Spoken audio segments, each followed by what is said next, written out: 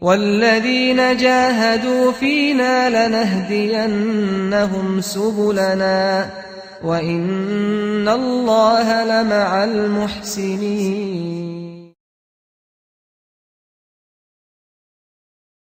I was 22 when I became Muslim. I was a bit younger than that when I accepted Islam. But I make a distinction between accepting Islam and actually becoming a Muslim.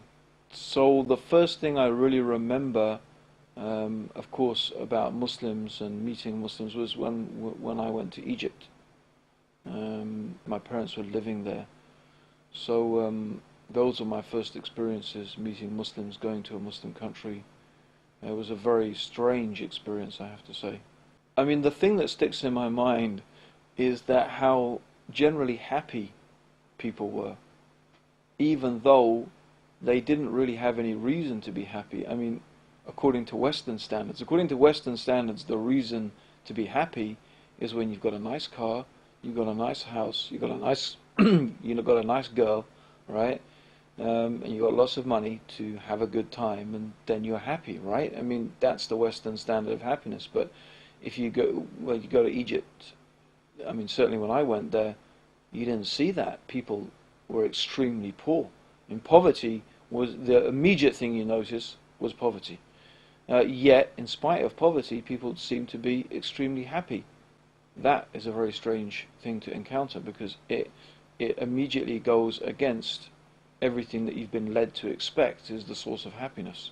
And spiritually, I had been on a sort of search, a spiritual search, since I was 14 or 15, and questioning the religion that I'd come from, Catholicism, and I'd looked through lots of different religions, and had actually, probably at that stage, if you're talking about 6 months before, come up against what I could call a brick wall. I had really reached a stage where I'd begun to think there were no answers, there was no spiritual dimension to the human being, and that maybe happiness really was just about having money, and maybe I just didn't have enough money.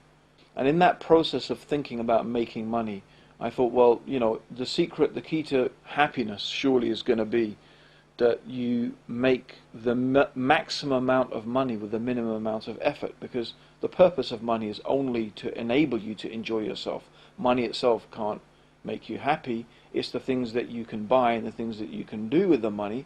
And if you're spending all of your time earning the money, then where are you going to enjoy yourself? So I thought, okay, well, where can I start? Let me start by looking at different people in the world, different cultures. Let's look through history, and let's see if there's something there.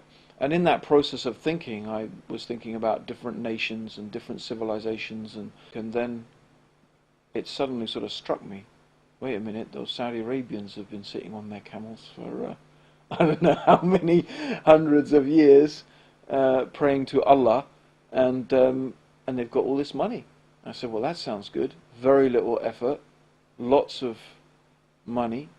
I said, let me start researching, see what I can find out about this. And I obviously knew their religion was Islam and their book was the Quran. And so I thought to myself, okay, let's start by reading the Quran, see what that has to say, what I can find out there. And that's really how I came upon Islam.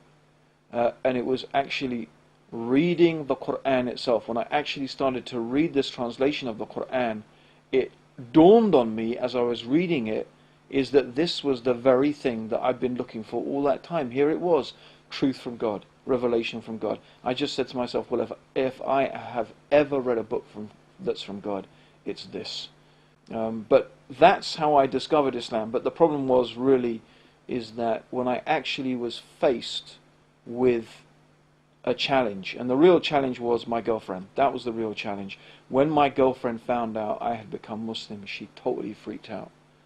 And actually at that stage I just gave up on the whole project of, I gave up on it really, basically, of living Islam. I mean, I still remember that I used to go to parties, and I used to sit down with people drunk and talk to them about Islam and tell them what a brilliant religion it was and tell them I'm a Muslim, and they would be asking me, well, tell us more, and I said, well, I'm too wasted, I can't, but read the Quran, it's good, And that's why I say that, I accepted Islam, but I wasn't a Muslim. Because if you looked at my life, there was nothing different. Except I would have to say one thing was different. I was more miserable than I had ever been in my entire existence. Because I now knew the truth, and I also knew that I was not living the truth that I knew. And that was the worst condition, and perhaps is the worst condition that you can ever be in. And, things became, you could say, also worse between me and my girlfriend. Ironically, the one that I had, given up practicing Islam for because she was freaked out. Things became worse between me and her. And I think it was a combination of all of those things just led to a type of situation where literally I just couldn't take it anymore. And I decided to go and stay with my parents in Portugal. My parents live in Portugal. And it was there really that I just began to realize things came into focus. I began to realize, okay, my life is a mess. I know why it's a mess. Because I found the truth, I know what the truth is, and I'm not following it.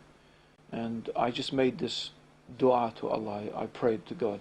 I said, oh Allah, I said, just let her call. I promise that if she calls me today, I will pray to you 5 times a day. I mean, what, as if Allah needed me to pray to Him. But I mean, that's, but I mean, it was like, Allah will pray to you 5 times a day. I can't promise I will give up any other bad things, or I can do anything else, but I will pray 5 times a day, and I promise that I will never stop praying 5 times a day.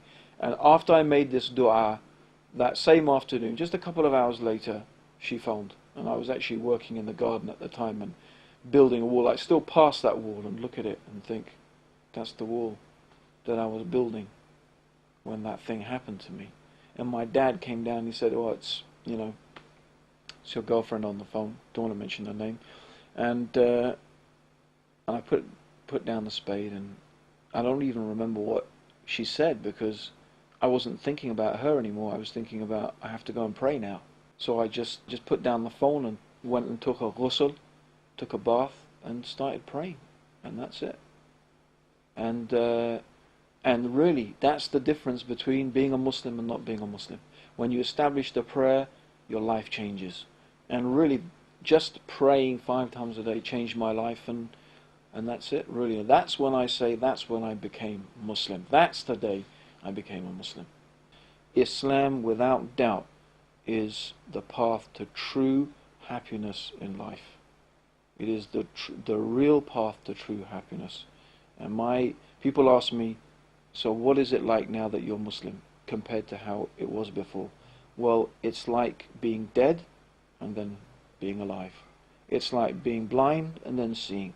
It's like being in darkness and then being in the light. That's how different understanding the truth of the Quran and the teachings of Islam is to that way of life that is away from that.